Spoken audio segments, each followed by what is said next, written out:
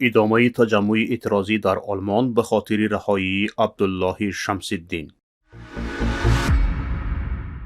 تهدید به تجاوز یک نورس هنگام بازپرسی او در اداره پلیس رشت. به افراطگرایی متهم شدن یک روحانی در ختلان. بازدید گزارشگری سازمان ملل متحد از تاجیکستان.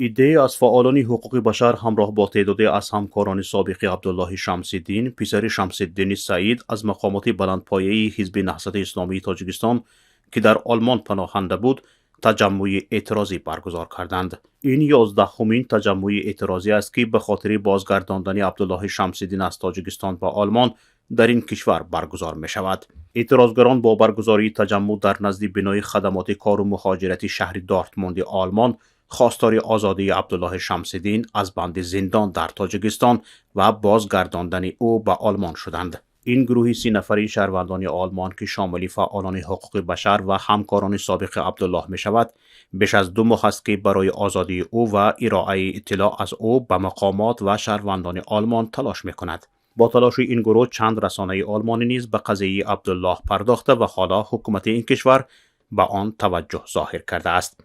کارفرمای همکنون سابق عبدالله مارتین شالتز در صحبت با پیام در این خصوص گفت: Der Kollege Asuan hat mir den empfohlen als jemand, der Arbeit sucht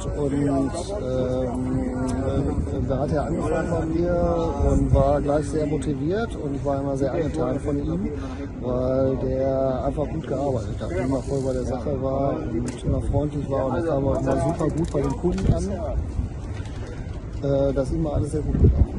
War so mein bester Mitarbeiter und er hat einige Jahre bei mir gearbeitet.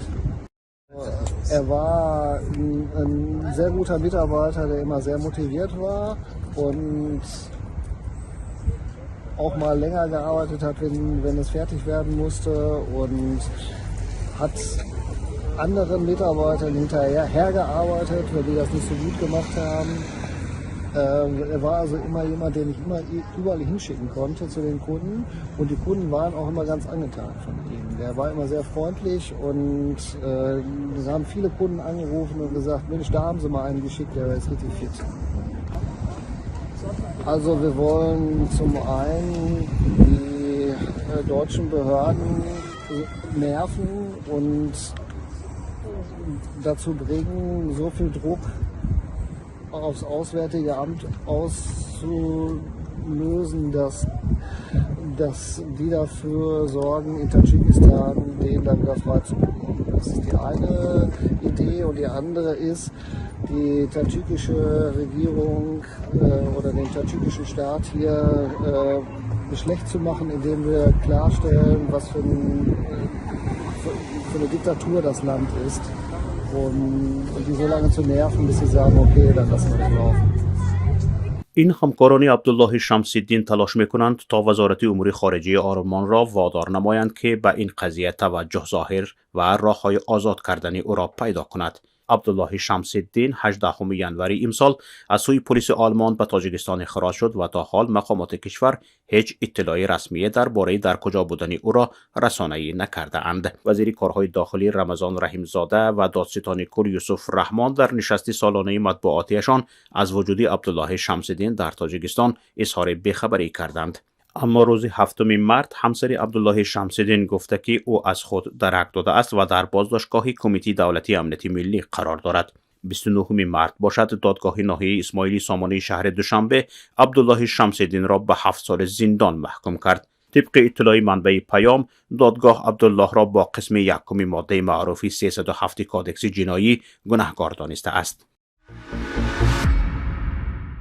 پدر یک خواننده مکتب همگانی در رشت ادعا کرده است که ماموران پلیس پسر او را وادار به اعتراف گناه مجبوری و در عکس آن تهدید به تجاوز جنسی کرده اند. اما مقامات پلیس این ادعا را به پایه خوانده اند. با گزارش رادیوی آزادی نورسه که به ادعای پدرش تهدید به تجاوز شده است، 16 سال سن دارد و به گمان دزدی در دکان در دهه نوابات غرم روز 30 مارس امسال بازپرسی شده است. رادیوی آزادی به دلایل رعایت چهارچوب اخلاق و خلل وارد نکردن به تفتیشات از نورس و مقامات پلیس گمانبر در تهدید او نام نبرده است. پدر این نورس ادعا کرده که مقامات پلیس در ضمن بازپرسی پسرش او را مجبور کردند تا اعتراف نماید که دست به دزدی زده است، اما نورس این امر آنها را اجرا نکرده است که پس از این مقامات پلیسی که او را بازپرسی کرده اند شلوار نورس را پایین و او را تهدید به تجاوز نموده اند. نورس گمانبر در دزدی روز 6 مارس این قضیه را حضور مقامات دادستانی ناحیه غرم که آنجا همچنین مقامات پلیسی متهم در این کار نیز بودند گفته است، در حالی که مقامات پلیس این ادعا را تکذیب کرده اند.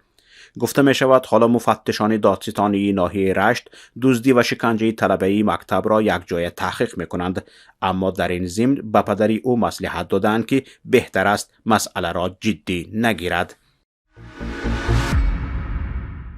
در همین حال مجبور به اعتراف شدن خورشید فاضلوف، روزنامه‌نگار بازداشت شده تاجیک که تازه رسانه‌ای شد، دلیل دیگر در رابطه با وجود اعتراف‌های مجبوری در تاجیکستان بوده است. به گفته وکیل دفاع این روزنامه‌نگار بازداشت شده تاجیک، او را مجبور کردند ضد خود گواهی دهد و خود را گناهکار حسابد. در مجموع در تاجیکستان وجود شکنجه و اعتراف مجبوری جرم ثابت شده است که همواره سازمان‌های مدافع حقوق بشر از وجود آن اظهار نگرانی می‌کنند، اما مقامات تاجیکستان در کمترین مورد اقدام به کاهش یا پیشگیری از شکنجه نکرده اند.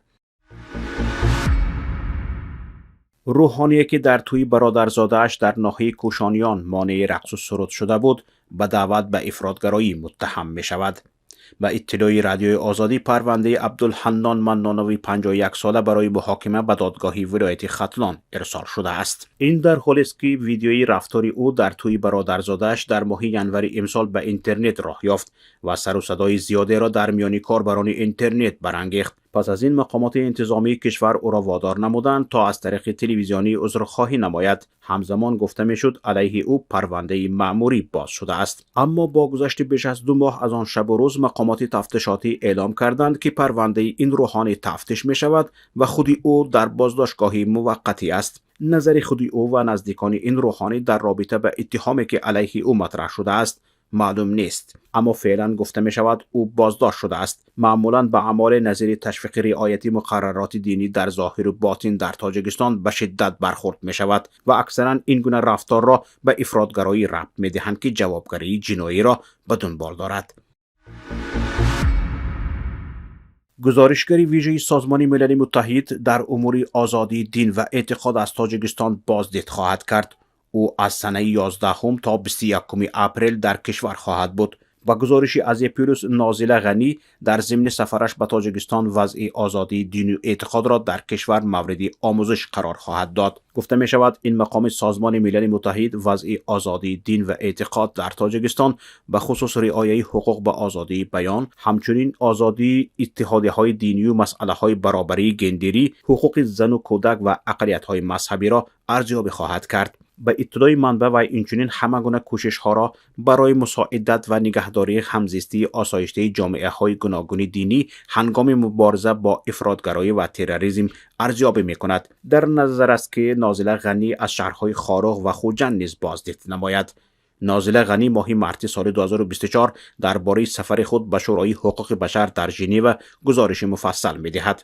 بازدید گزارشگری ویژه سازمان ملل متحد در امور دین و اعتقاد از تاجیکستان در حالی است که در ماه گذشته سازمان سیویسوس مانیتور، یک سازمانی که سطح آزادی‌های بنیادی را در 197 کشور جهان می‌سنجد، تاجیکستان را یک کشور پوشیده اعلام کرده بود. در گزارش این سازمان گفته می‌شد در تاجیکستان فضای ترس و هراس حکم فرماست.